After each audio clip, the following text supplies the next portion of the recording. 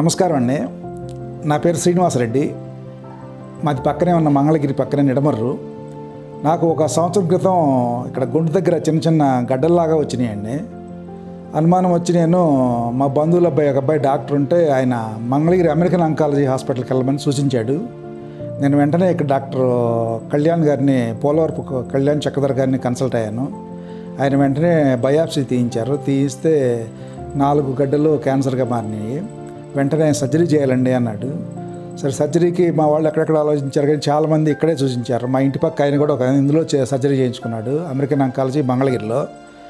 ఆయన చాలా successful surgery.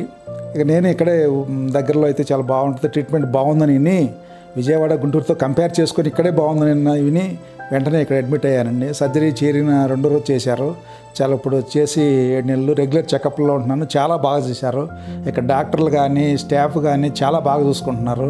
ఈ విషయంలో 100% మార్కులు వేయచ్చు ఇక్కడ అమెరికన్ ఆంకాలజీ మంగళగిరి వాళ్ళకి.